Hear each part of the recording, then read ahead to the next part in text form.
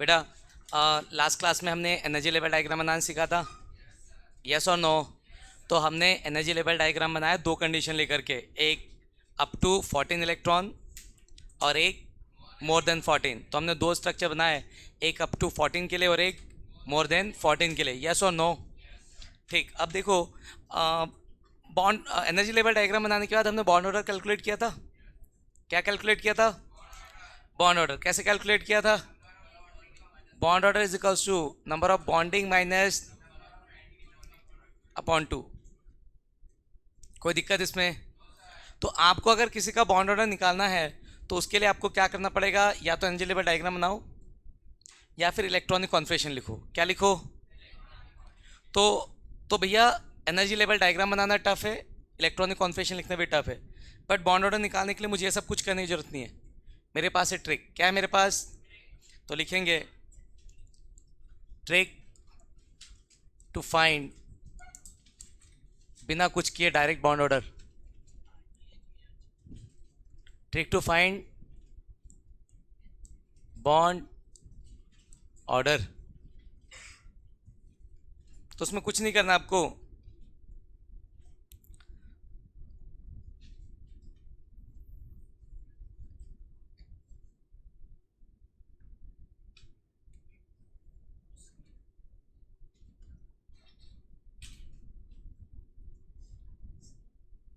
तो इधर आओ।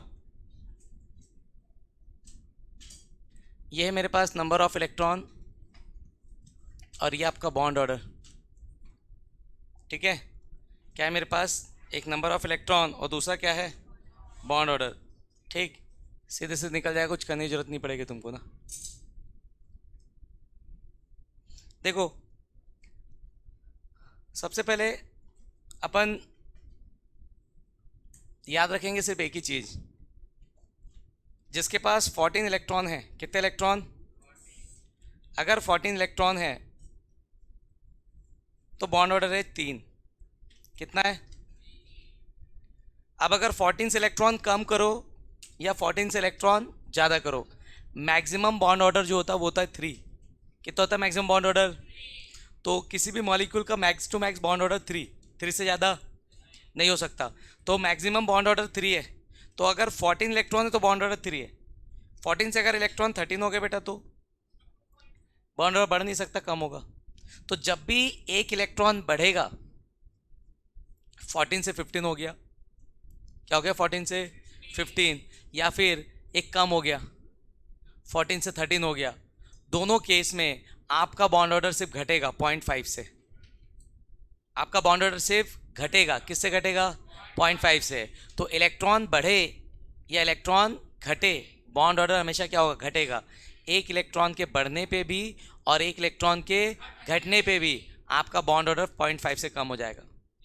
किससे कम हो जाएगा? 0.5। तो यहाँ पे जैसे ही 13 होगा तो मेरा बॉन्ड ऑर्डर कितना हो जाएगा? 2.5। अगर ये 12 हो जाए तो, ये 11 हो जाए तो,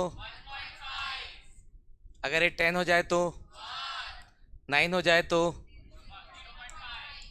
और 8 हो जाए तो, और 8 से कम है तो सिग्मा 1s वाला लिख करके कर लेंगे अपन। बॉन्डिंग काउंट कर लेंगे। क्या काउंट कर लेंगे? Bonding minus anti bonding divide by 2। अगर 8 से इलेक्ट्रॉन कम हो जाए तो आप डायरेक्ट निकाल सकते हैं। कैसे? क्या था? सिग्मा 1s, फिर सिग्मा एंटी बॉन्डिंग 1s, फिर सिग्मा 2s, फिर सिग्मा एंटी बॉन्डिंग, ये 8 तक के हैं। इलेक्ट्रॉन भरोगे और बॉन्ड ऑर्डर कैसे निकालोगे? Number of bonding minus number of divide by 2। Star वाले एंटी बॉन्डिंग, बिना स्टार वाले बॉन्डिंग। कोई दिक्कत किसी को? किसी को भी? तो यहाँ देखो भाई, अगर आपके इलेक्ट्रॉन 14 से ज़्यादा हो जाए, क्या हो जाए आपके इलेक्ट्रॉन? 14 से ज़्यादा, यस और नो? तो क्या करें? तब भी बॉन्ड ऑर्डर क्या होगा? कम, यस और नो? समझ आ रहा है मैं क्या कह रहा हूँ? तो अगर आपका इलेक्ट्रॉन बढ़े या आपका इलेक्ट्रॉन घटे, दोनों केस में आपका बॉन्ड ऑर्डर क्या होगा? घटेगा, यस और नो? 15 हो जाए तो 2.5, 16 हो जाए तो 2, 17 हो जाए तो 18 हो जाए तो 19 हो जाए तो और 20 हो जाए तो, और 21 हो जाए तो, नहीं, आपका ये जो थ्योरी है एमओटी मॉलिक्यूलर ऑर्बिटल थ्योरी, ये सिर्फ और सिर्फ उन मॉलिक्यूल के लिए वैलिड है जिनके पास मैक्सिमम 20 इलेक्ट्रॉन है। 20 से ज़्यादा इलेक्ट्रॉन में आपका बॉन्ड ऑर्डर कैलकुलेट नहीं होगा। इससे यहाँ पे जाके आपका एमओटी क्या हो जाएगा, काम करना बंद कर देगा। आपका एमओटी क्या हो जाएगा, काम करना बंद कर देगा। कोई दिक्कत इसमें? तो जब भी आपका नंबर ऑफ इलेक्ट्रॉन किससे ज़्यादा हो जाए, 20 से ज़्यादा, तो फिर ये काम करना क्या कर देगा, बंद। समझ गए सब लोग? यस और नो? ठीक। तो ये सिर्फ अप टू 20 तक वैलिड है। निकाल लो, मतलब नोट कर लो।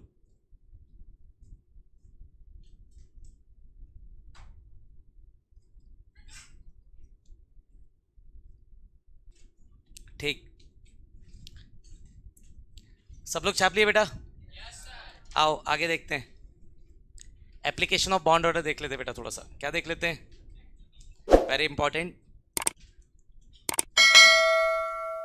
Application of bond order, very important.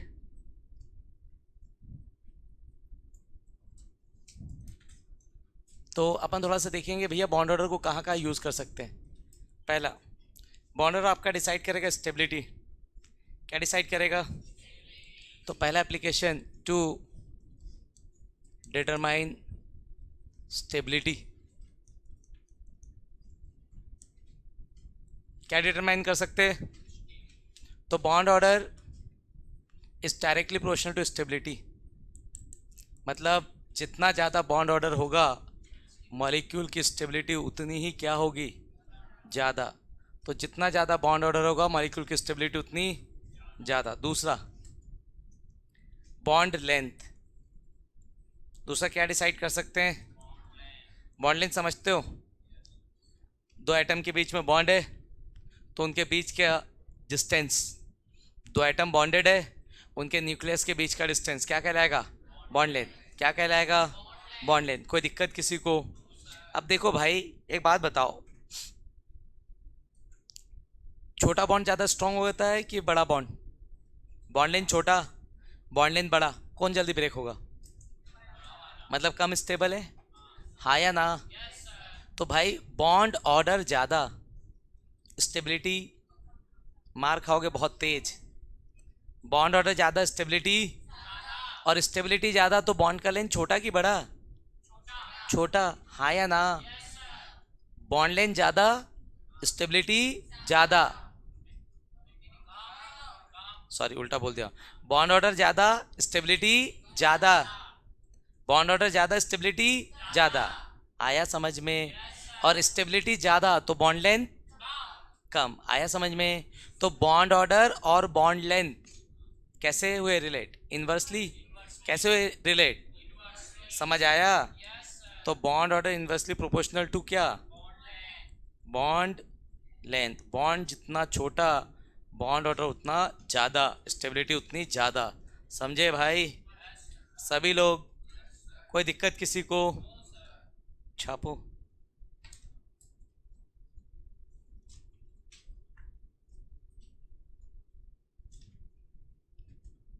तीसरा, बॉन्ड डिसोसिएशन एनर्जी।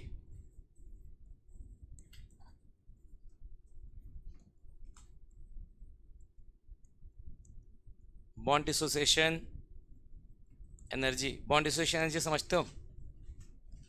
किसी मॉलिक्यूल के बीच में एक मोल बॉन्ड है, उसको ब्रेक करना है, तो किसी भी मॉलिक्यूल के एक मोल बॉन्ड को ब्रेक करने में जो एनर्जी लगेगी, उस एनर्जी का नाम है बॉन्ड डिसोसिएशन एनर्जी, या इसको हम बोलते हैं बॉन्ड एंथैल्पी। क्या बोलते हैं इसको? तो किसी मॉलिक्यूल के बीच में अगर एक मोल बॉन्ड है, तो एक मोल बॉन्ड को ब्रेक करने में जो एनर्जी लगेगी, उस एनर्जी को हमने नाम दिया है बॉन्ड एंथैल्पी या बॉन्ड डिसोसिएशन एनर्जी। कोई तकलीफ? अब एक बात बताओ, अगर बॉन्ड स्ट्रांग है, बॉन्ड अगर स्ट्रांग है, तो उसको ब्रेक करने में एनर्जी कम लगेगी, ज़्यादा लगेगी? बॉन्ड अगर स्ट्रांग है तो ब्रेक करने में एनर्जी क्या लगेगी, कोई दिक्कत? तो बॉन्ड ऑर्डर, अगर बात करते हैं, किसकी बात करते हैं, बॉन्ड ऑर्डर ज़्यादा, स्टेबिलिटी ज़्यादा, ब्रेक करने में एनर्जी ज़्यादा, कैसा प्रोपोर्शनल? तो आपका बॉन्ड ऑर्डर क्या हुआ? डायरेक्टली प्रोपोर्शनल किसके? बॉन्ड एंथैल्पी या बॉन्ड डिसोसिएशन एनर्जी। समझ गए बच्चे लोग? कोई दिक्कत? So bond order directly proportional to bond enthalpy या बॉन्ड एनर्जी या bond dissociation energy, whatever you say. Next, fourth application, magnetic properties.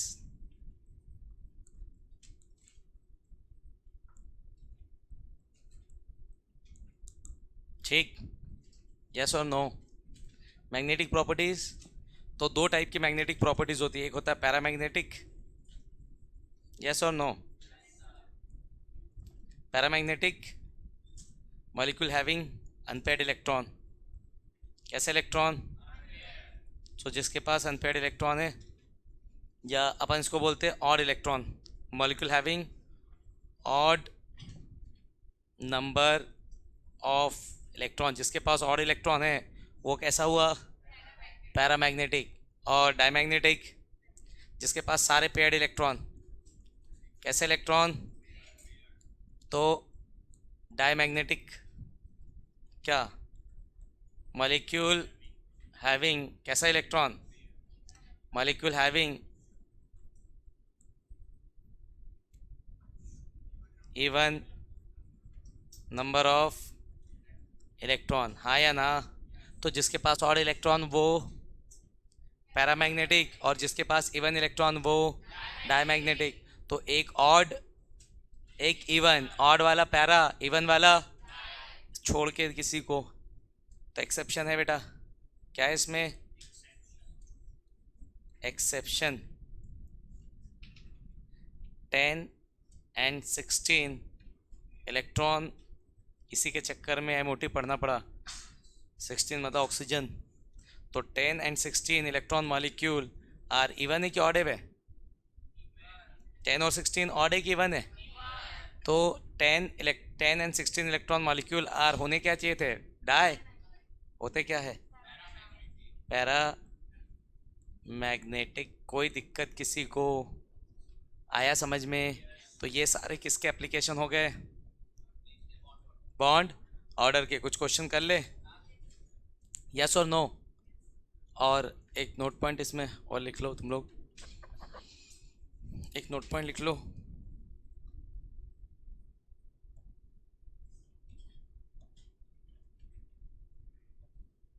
Molecule having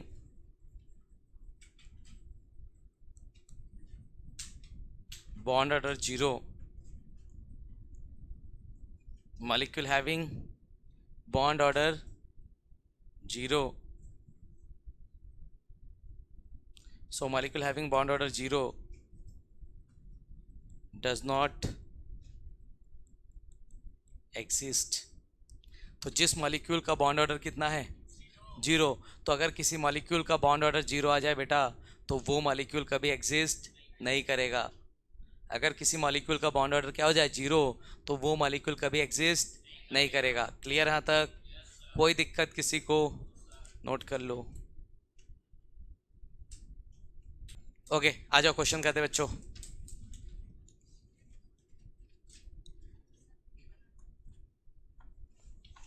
ये सब PYQ है, JEE और नीट के।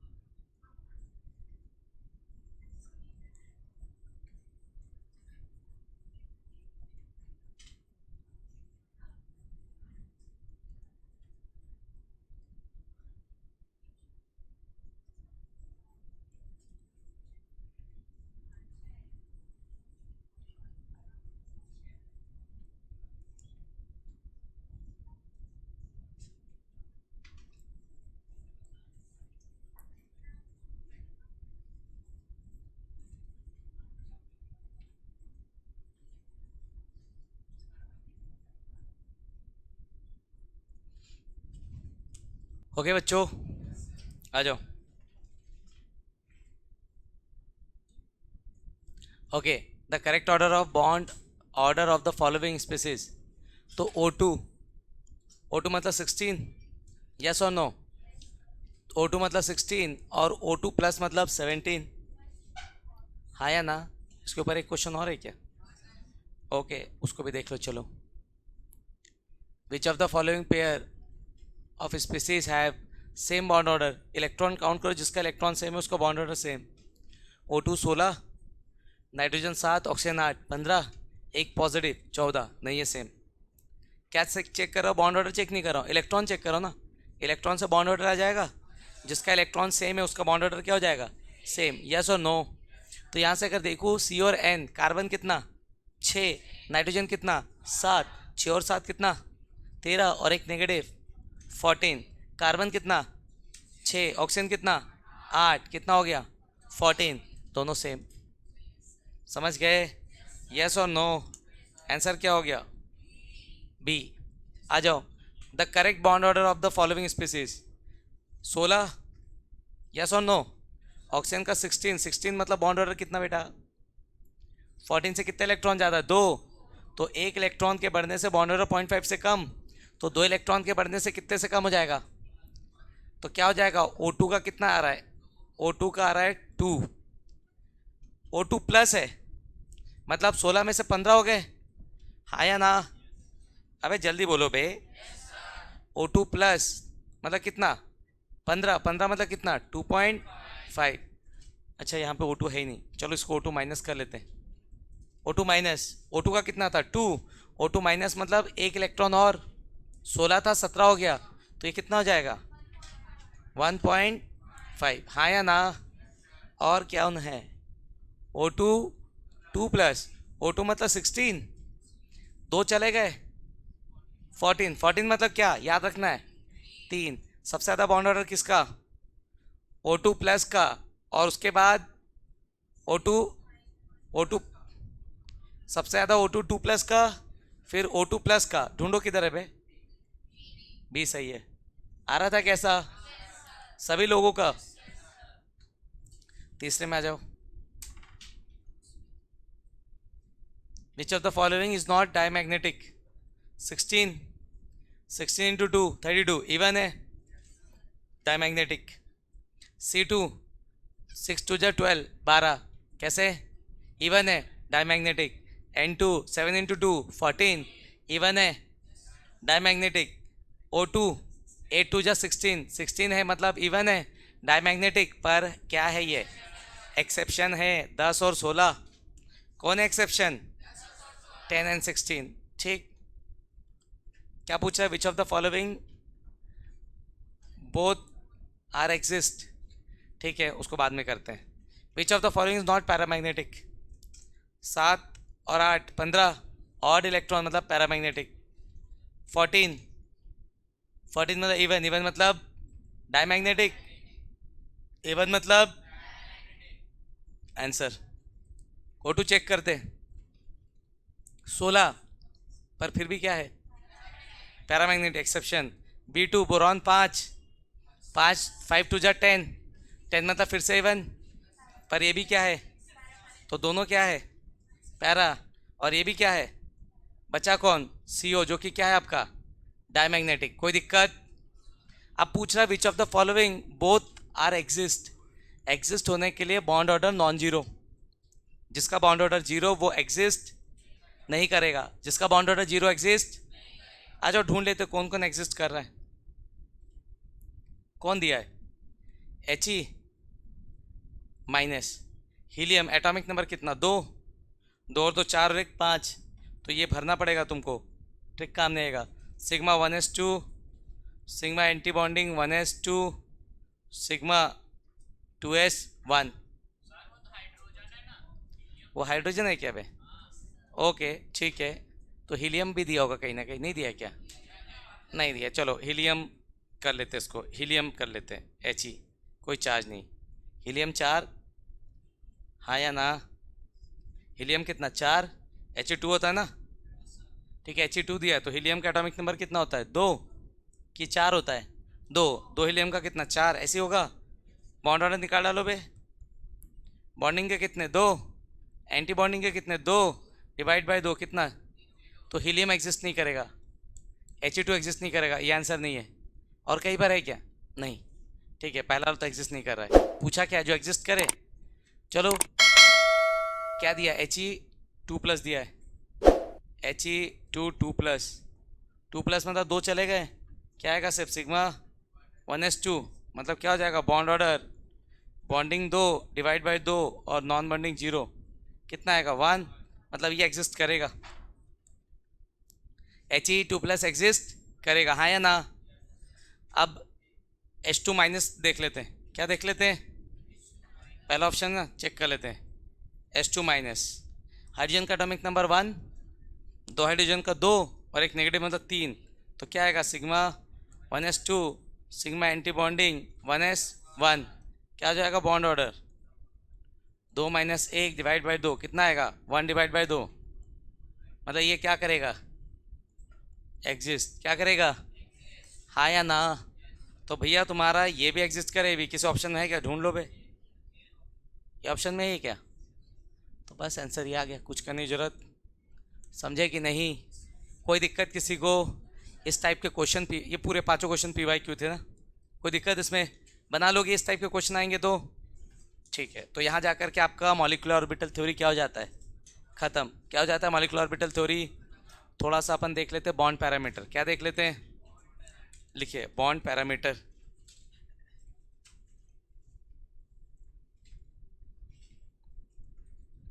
हटा दो ये सब, लिख रहे हो क्या बेटा, जल्दी लिखो,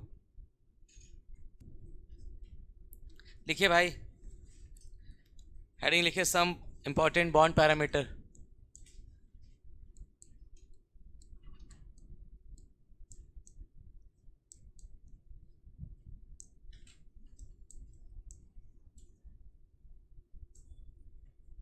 ठीक है, बॉन्ड पैरामीटर में पहला बॉन्ड पैरामीटर है बॉन्ड लेंथ।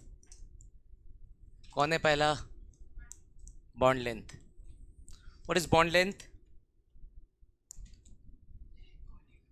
दो दो एटम अगर बॉन्डेड है, कितने एटम, तो 2 एटम अगर बॉन्डेड है तो उनके बीच में जो न्यूक्लियस है, 2 एटम बॉन्डेड है तो दोनों के न्यूक्लियस के सेंटर से डिस्टेंस, पहला एटम का न्यूक्लियस दूसरा एटम का न्यूक्लियस, दोनों के बीच का डिस्टेंस क्या कहलाएगा, bond length.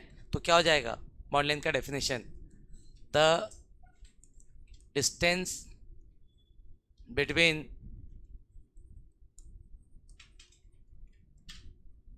the nuclei, between the nucleus of two, the distance between the nucleus of two, कौन सा एटम, बॉन्डेड एटम। तो दो बॉन्डेड एटम के बीच के, दो बॉन्डेड एटम के न्यूक्लियस के बीच के डिस्टेंस को क्या बोलेंगे, बॉन्ड लेंथ। ठीक है, यस और नो, किस पे डिपेंड करेगा, फैक्टर्स अफेक्टिंग देख लेते थोड़ा सा, फैक्टर अफेक्टिंग बॉन्ड लेंथ, क्या देख लेते थोड़ा सा, फैक्टर्स अफेक्टिंग बॉन्ड लेंथ।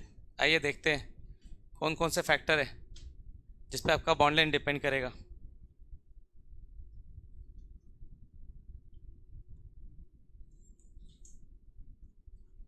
पहला साइज ऑफ एटम,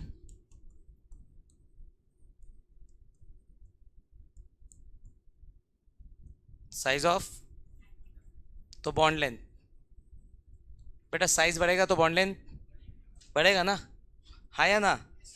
जैसे मेरे पास 2 एटम है,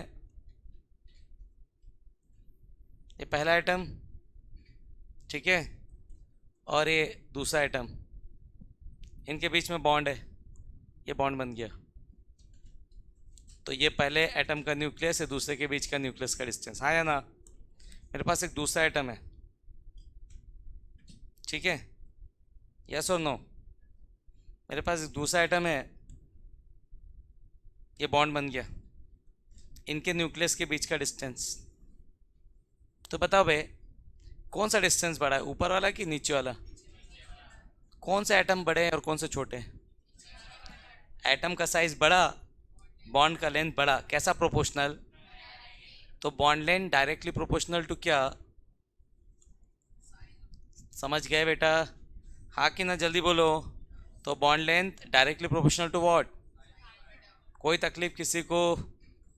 किसी को भी? ओके। तो जितना ज़्यादा साइज बढ़ेगा, क्या बढ़ेगा? साइज। जितना ज़्यादा साइज बढ़ेगा बॉन्ड लेंथ उतना ही ज़्यादा होगा। जितना ज़्यादा साइज बढ़ेगा बॉन्ड लेंथ उतना ही ज़्यादा होगा। कोई दिक्कत किसी को? तो बॉन्ड लेंथ बढ़ेगा, साइज बढ़ेगा, वैसा वर्सा। आ जाओ नेक्स्ट।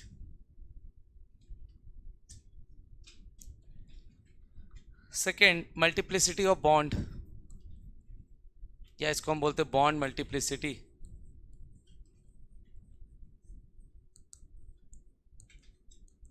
बॉन्ड मल्टीप्लिसिटी समझते हो? कितने बॉन्ड है? अब एक बात बताओ बे, अगर दो एटम के बीच में सिंगल बॉन्ड है और दो एटम के बीच में डबल बॉन्ड है, तो अट्रैक्शन किस में ज़्यादा होगा? सिंगल बॉन्ड में कि डबल बॉन्ड में कि ट्रिपल बॉन्ड में? Bonding is nothing but attraction. Bonding is nothing but the attraction. जितना ज़्यादा अट्रैक्शन, एटम उतने दूर दूर कि पास पास? एक बॉन्ड अट्रैक्शन, दो बॉन्ड अट्रैक्शन, तीन बॉन्ड अट्रैक्शन। तो जितने ज़्यादा बॉन्ड आएंगे अट्रैक्शन उतना ही क्या होगा? बढ़ेगा। जितने ज़्यादा बॉन्ड अट्रैक्शन उतना ज़्यादा।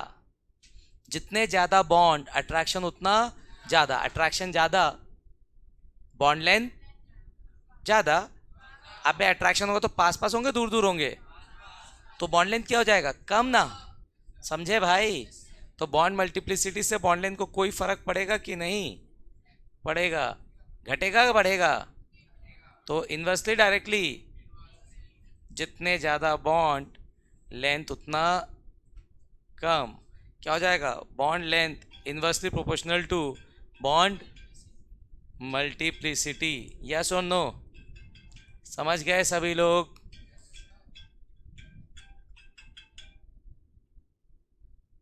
सो bond length direct inversely proportional to bond multiplicity. कोई तकलीफ किसी को? किसी को भी? ठीक।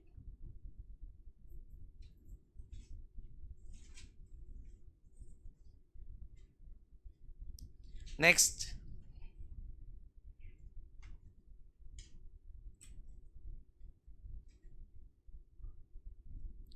नेक्स्ट लिखो बॉन्ड इंथैल्पी। क्या लिखो नेक्स्ट हेडिंग? सेकेंड। पहला पहला पैरामीटर बॉन्ड लेंथ तक खत्म ना। अब क्या देख रहे हैं अपन? थोड़ा सा बॉन्ड इंथैल्पी या बॉन्ड डिसोसिएशन एनर्जी, या इसको हम बोलते हैं बॉन्ड एनर्जी। क्या बोलते हैं इसको? क्या होता है? बॉन्ड इंथैल्पी या बॉन्ड डिसोसिएशन एनर्जी या बॉन्ड एनर्जी, अलग अलग नाम है। किसी भी दो एटम के बीच में एक मोल बॉन्ड को ब्रेक कर लो। कोई भी दो एटम है, कितने एटम है? दो। दो एटम, उनके बीच में एक मोल बॉन्ड है, या कोई मॉलिक्यूल आपके पास है, मान लो कोई मॉलिक्यूल है, उसके बीच के एक मोल बॉन्ड को ब्रेक करना भी समझाया था ना। तो किसी मॉलिक्यूल के एक मोल बॉन्ड को ब्रेक करोगे तो क्या जरूरत पड़ेगी? एनर्जी। किसकी जरूरत पड़ेगी?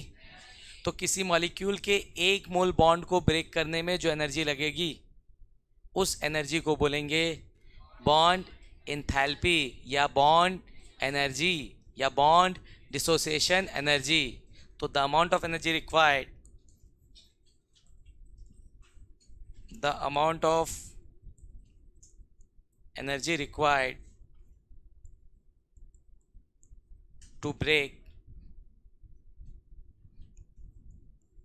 the amount of energy required to break 1 mole of bond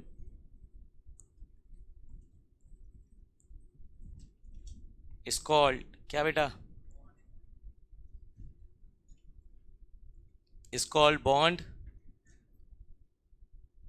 enthalpy। Bond enthalpy और बॉन्ड एनर्जी, बॉन्ड इंथैल्पी और बॉन्ड एनर्जी। कोई दिक्कत किसी को?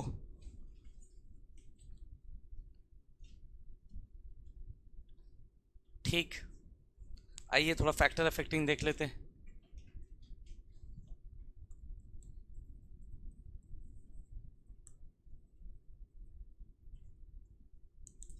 Factors affecting bond energy.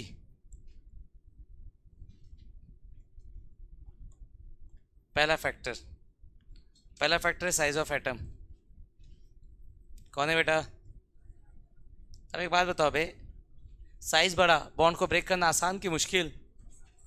जितना जितना साइज बढ़ेगा बॉन्ड लेंथ उतना बड़ा, बॉन्ड लेंथ जितना बड़ा होगा उसको ब्रेक करना उतना ही क्या हो जाएगा? साइज ज़्यादा, साइज ज़्यादा, बॉन्ड लेंथ ज़्यादा, ब्रेक करना आसान। कैसा? इन्वर्सली कि डायरेक्टली?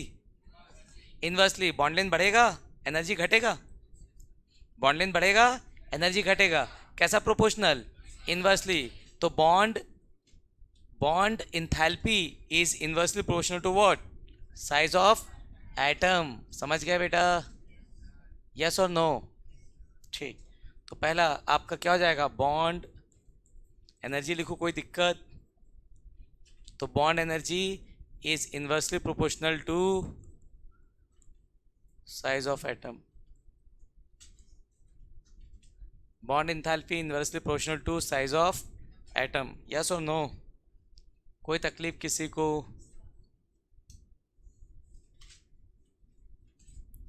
Okay, next. यहाँ पे बॉन्ड मल्टीप्लिसिटी में थोड़ा दिक्कत करेगा आपको। बॉन्ड मल्टीप्लिसिटी, अब एक बात समझो, ऐसे देखोगे तो लगेगा कि भाई तीन बॉन्ड को ब्रेक करने में ज़्यादा एनर्जी लगेगी as compare to single, as compare to double.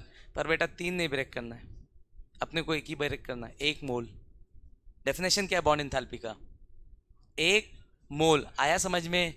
तो मेरे और किसी एटम के बीच में 1 मोल सिंगल बॉन्ड है, मेरे तुम्हारे और किसी और एटम के बीच में 1 मोल डबल बॉन्ड है। समझ आ रहा मैं क्या कह रहा हूँ? तो देखो अब 1 मोल छोड़ देते हैं, एक बॉन्ड काउंट करते हैं। कितना काउंट करते हैं? मान लेते हैं 1 mole is equals to 1 bond. कोई दिक्कत किसी को? तो मेरे और तुम्हारे बीच में 1 बॉन्ड, ठीक है, मतलब मेरे और किसी के बीच में 1 बॉन्ड, आपके और किसी के बीच में 2 बॉन्ड, और आपके और किसी के बीच में 3 बॉन्ड। समझ आ रहा है? तो डिफाइन क्या है, कितना बॉन्ड ब्रेक करना है? 1 की 2 की 3? तो मेरा 1 बॉन्ड, मेरा सिंगल है तो कौन सा बॉन्ड है? सिग्मा। आपका 1 बॉन्ड, आपका 2 बॉन्ड है। आपके पास कितना बॉन्ड है? 2, मतलब एक सिग्मा और एक। आपका 3 बॉन्ड है, मतलब आपका एक सिग्मा और 2 पाई। अब मेरा एक ब्रेक करना है तो कौन सा ब्रेक करोगे? आपका एक ब्रेक करना है तो कौन सा ब्रेक करेंगे? सिग्मा की पाई? अबे सिग्मा और पाई में पहले कौन टूटता है? पाई ना, पाई वीक होता है ना। ट्रिपल बॉन्ड है, क्या तोड़ेंगे? पाई। तो सिग्मा तोड़ना आसान की पाई? बॉन्ड मल्टीप्लिसिटी बढ़ रहा है, कैसे? मेरा सिंगल, तुम्हारा डबल, किसको तोड़ना आसान है? आया समझ में? हाँ, डबल के 2 तोड़ने में ज़्यादा एनर्जी लगेगी, डबल के 2 तोड़ने में एज कम्पेयर टू सिंगल का 1। पर अपन डिफाइन किसके लिए करें, 1 के लिए कि 2 के लिए? 1 मोल ना, समझ गए? तो बॉन्ड मल्टीप्लिसिटी बढ़ेगी, बॉन्ड सिंगल से डबल हो जाएगा, डबल से ट्रिपल। ब्रेक करने में एनर्जी क्या लगेगी? ज़्यादा। ब्रेक करने में एनर्जी क्या लगेगी? ज़्यादा। आया समझ में? तो बॉन्ड मल्टीप्लिसिटी बढ़ेगा, तोड़ना तोड़ना ईजी हो जाएगा, एनर्जी क्या लगेगी? कम। समझ गए? तो किसी में सिंगल है, किसी में डबल है, एक एक बॉन्ड ब्रेक करना है, किसका आसान? डबल वाले का। आया समझ में? कैसा प्रोपोर्शनल? तो बॉन्ड एंथैल्पी या एनर्जी, अरे समझे बच्चों? तो डायरेक्टली कि inversely? Inversely proportional to what? Bond multiplicity. कोई तकलीफ किसी को भी? समझ गए बच्चे लोग? Okay,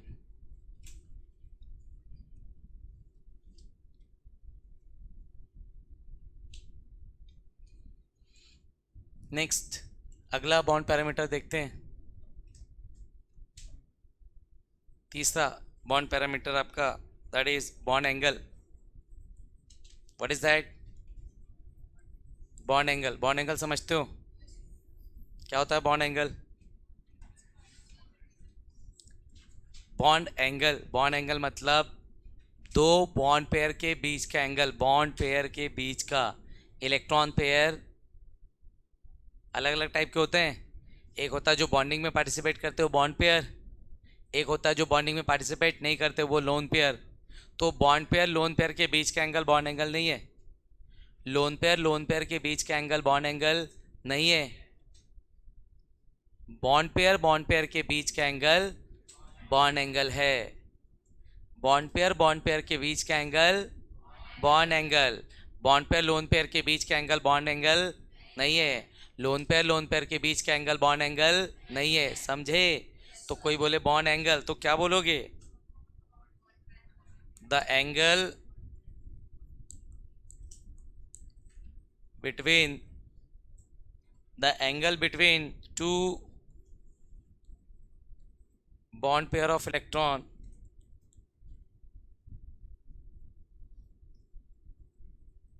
the angle between two bond pair of electron is called क्या?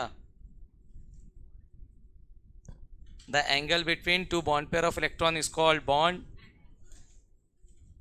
समझे बेटा? हाँ या ना?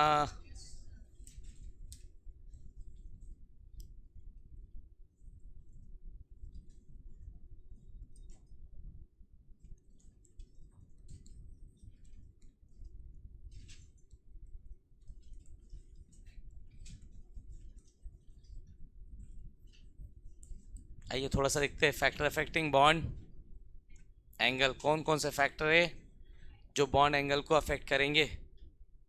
ठीक है, कौन कौन से फैक्टर है जो किसको अफेक्ट करेंगे?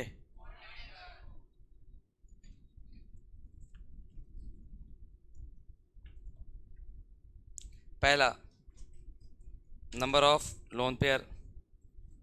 पहला फैक्टर कौन है? Number of lone pair. Lone pair समझते हो बेटा? अब एक चीज़ तुमने पढ़ा होगा VSEPR थ्योरी इसी चैप्टर में, valence shell electron pair repulsion theory. क्या पढ़ा होगा तुमने? Valence shell electron pair repulsion theory क्या कहता है? लोन पेयर का लोन पेयर के साथ रिपल्शन सबसे ज़्यादा, बॉन्ड पेयर का बॉन्ड पेयर के साथ उससे कम, और सबसे कम बॉन्ड पेयर का बॉन्ड पेयर के साथ। हाँ या ना? जितने ज़्यादा लोन पेयर आएंगे वो बॉन्ड पेयर को उतना ज़्यादा रिपेल करेंगे। सबसे ज़्यादा पावरफुल कौन? Lone pair.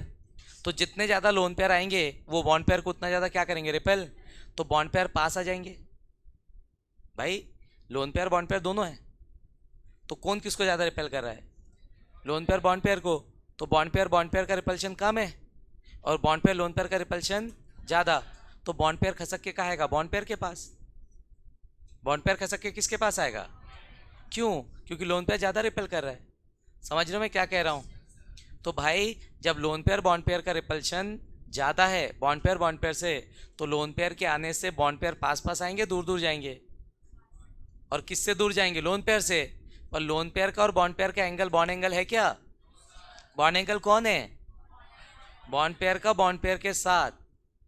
बॉन्ड पेयर का बॉन्ड पेयर के साथ क्या कहलाएगा? Bond angle. हाँ या ना? तो बॉन्ड पेयर का बॉन्ड पेयर के साथ बॉन्ड एंगल, बॉन्ड पेयर का बॉन्ड पेयर के साथ। कोई दिक्कत किसी को? तो क्या हो जाएगा? Number of lone pair, bond angle घटेगा बढ़ेगा? लोन पेयर आएगा रिपल्शन बढ़ेगा, बॉन्ड पेयर पास पास की दूर दूर? पास पास। तो बॉन्ड एंगल क्या कम हो गया ना बेटा? तो जितना ज़्यादा लोन पेयर बॉन्ड एंगल उतना कम। समझे कि नहीं? लोन पेयर आएगा रिपल्शन बढ़ेगा, बॉन्ड पेयर पास पास आएगा, एंगल कम।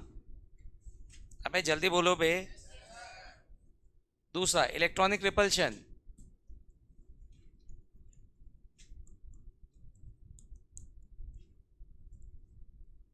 अगर इलेक्ट्रॉन इलेक्ट्रॉन के बीच में रिपल्शन ज़्यादा है तो पास पास की दूर दूर है। अगर इलेक्ट्रॉन पेयर बॉन्ड पेयर पे रिपल्शन ज़्यादा है तो पास पास की दूर दूर। दूर दूर मतलब एंगल ज़्यादा कि कम, हाँ या ना? रिपल्शन बढ़ेगा, दूर दूर जाएंगे, एंगल क्या होगा? बढ़ेगा। तो bond angle directly proportional to what? Electronic electronic repulsion.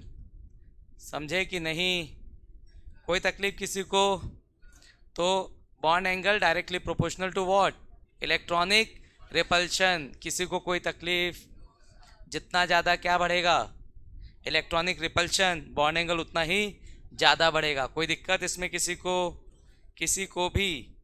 Clear है यहाँ तक सबको? ठीक, एक चीज़ लिख लो और फिर इसको वाइंड अप करते हैं। थोड़ा सा लिख लेंगे अपन क्या बोलते हैं आपका characteristics of covalent compound.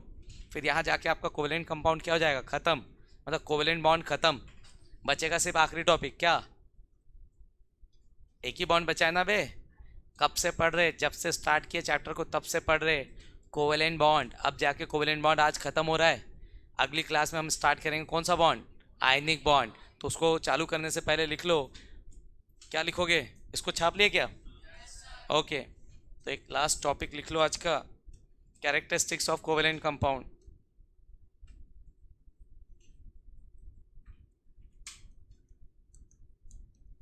Characteristics of covalent compound.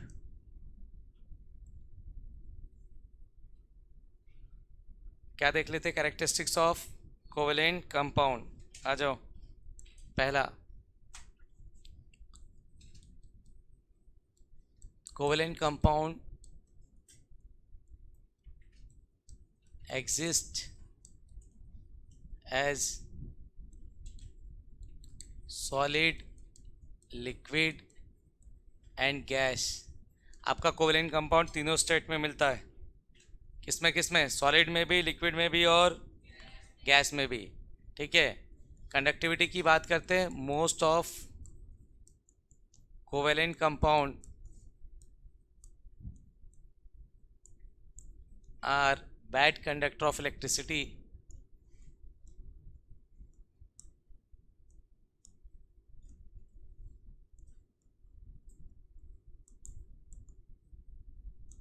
Most of the covalent compounds are bad conductor of electricity. Maximum current को कंडक्ट नहीं करते, समझे? एंड कोवेलेंट कंपाउंड्स have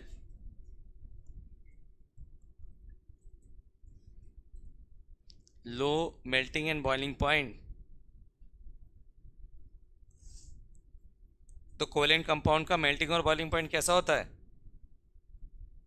जल्दी बोलो। लो, तीन कैरेक्टरिस्टिक्स बहुत है, ऐसा आता है नहीं। तो कोवेलेंट कंपाउंड के कैरेक्टरिस्टिक्स की बात करते हैं तो आपका कोवेलेंट कंपाउंड तीनों स्टेट में मिलता है, सॉलिड, लिक्विड एंड गैस। आपका कोवेलेंट कंपाउंड, मैक्सिमम जो कोवेलेंट कंपाउंड होते हैं वो करंट को कंडक्ट नहीं करते क्योंकि आयन करंट को कंडक्ट करते हैं और कोवेलेंट कंपाउंड आयनाइज नहीं होते हैं। ठीक। दूसरा, इनका मेल्टिंग और बॉइलिंग पॉइंट कैसा होता है? लो, कम होता है। ठीक है, आयनिक कंपाउंड से। यहाँ तो कोई दिक्कत? तो नेक्स्ट क्लास में स्टार्ट करेंगे कौन सा बॉन्ड? Ionic bond. चलिए ठीक।